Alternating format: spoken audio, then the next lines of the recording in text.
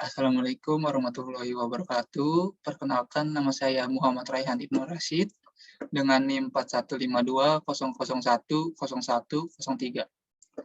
Pada kesempatan kali ini saya akan mempresentasikan tugas besar 2 saya, yaitu tugas bahasa Indonesia, dengan judul Pendidikan Bahasa Indonesia untuk Meningkatkan Literasi Bangsa. Latar belakang perubahan zaman bersamaan dengan perkembangan teknologi yang mengakibatkan berbagai kalangan lebih memilih segala halnya secara praktis. Fenomena yang dinyatakan tersebut terjadi pada masa sekarang ini, terutama pada kalangan remaja. Ketika memperoleh informasi, seringkali para remaja saat ini enggan untuk membaca, terutama dokumen dalam bentuk cetak seperti buku, koran, dan majalah. Mereka hanya tertarik untuk mengakses apapun kebutuhannya melalui media elektronik. Menurut data UNESCO, minat baca masyarakat Indonesia sangat memprihatinkan, yaitu sebesar 0,001%. Hal ini berarti hanya 1 dari 1.000 orang Indonesia yang rajin membaca. Riset yang berjudul Most Literate Nation in the World menyatakan Indonesia menduduki peringkat ke-60 dari 61 negara soal minat membaca.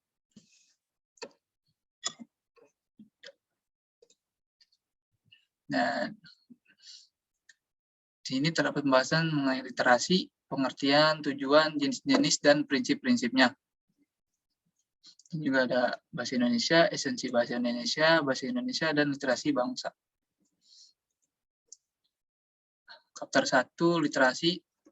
Literasi secara etimologis, istilah literasi sendiri berasal dari bahasa Latin, yaitu literatus, yang dimana artinya adalah orang yang belajar. Dalam hal ini, literasi sangat berhubungan dengan proses membaca dan menulis.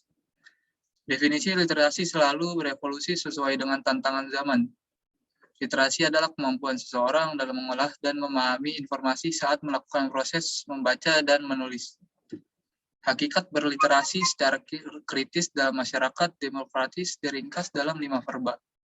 Memahami, melibati, menggunakan, menganalisis, dan mentransformasi teks. Hal tersebut merujuk sekedar kemampuan membaca dan menulis. Tujuan literasi yang pertama itu ada meningkatkan pemahaman seseorang dalam mengambil kesimpulan dari informasi yang diterima menjadi lebih baik. Yang kedua itu ada membantu orang berpikir secara kritis dengan tidak mudah terlalu cepat bereaksi. Yang ketiga itu ada meningkatkan pengetahuan masyarakat dengan cara membaca. Yang keempat ada menumbuhkan serta mengembangkan nilai budi pekerti yang baik dalam diri seseorang. Ini ada jenis-jenis literasi. Yang pertama ada literasi dasar, 2 literasi perpustakaan, media, teknologi, dan visual. Prinsip-prinsip literasi menurut Kailin Beers 2009, hal berikut ini ialah beberapa prinsip pengembangan literasi sekolah, yaitu yang pertama bersifat berimbang, menerapkan strategi dalam membaca dan variasi bacaan sehingga kebutuhan siswa yang berbeda dapat terpenuhi. Yang kedua, bahasa lisan sangat penting. Diharapkan siswa mampu menyampaikan pendapatnya dan melatih kemampuan berpikir lebih kritis dengan berdiskusi dan melakukan debat. Yang ketiga, berlangsung pada suatu kurikulum. Kegiatan literasi menjadi suatu kewajiban bagi semua guru dan bidang studi. Selanjutnya ada pentingnya keberagaman, menyediakan berbagai buku bertema kekayaan budaya negara Indonesia, sehingga siswa lebih mengenal budaya bangsa dan turut serta melestarikannya. Chapter 2, Bahasa Indonesia. Esensi bahasa Indonesia. Bahasa nasional dan bahasa negara di Indonesia adalah bahasa Indonesia. Kedudukan bahasa Indonesia sebagai bahasa nasional tersebut sangatlah penting dan harus terpenuhi fungsinya.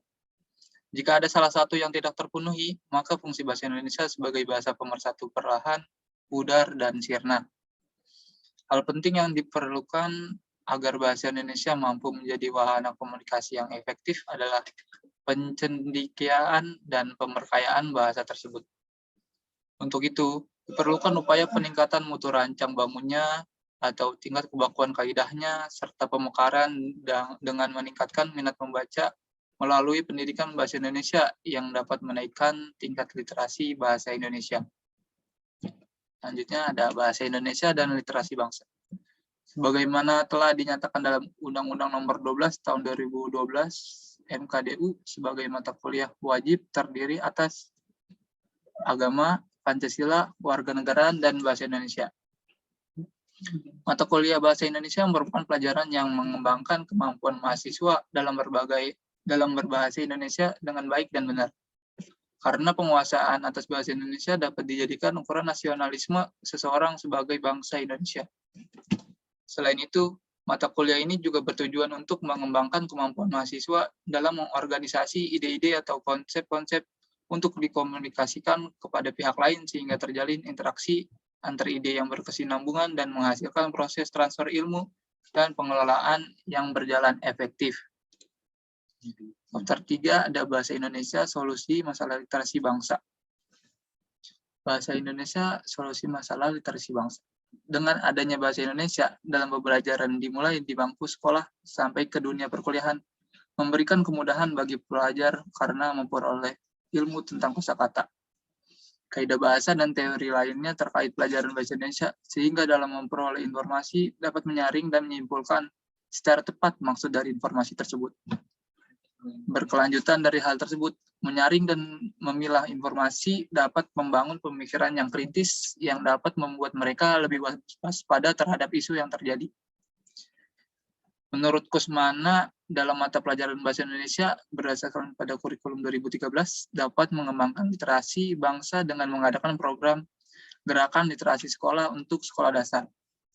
Dengan adanya program tersebut, diharapkan sekolah dapat meningkatkan kualitas membaca dan menulis pada peserta didik melalui mata pelajaran bahasa Indonesia.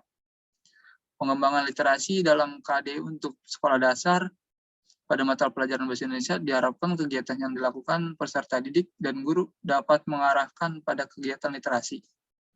Dengan adanya program gerakan literasi sekolah atau GLS dapat membantu peserta didik membaca. Penerapan program GLS di sekolah dasar memberikan dampak yang positif untuk peserta didik. Misalnya 15 menit sebelum memulai pelajaran, peserta didik diwajibkan untuk membaca buku, yaitu buku-buku yang berkaitan dengan pengayaan, buku pelajaran yang telah dibawa dari rumah oleh peserta didik. Ya, sekian dari saya. Kurang lebihnya mohon maaf. Wassalamualaikum warahmatullahi wabarakatuh.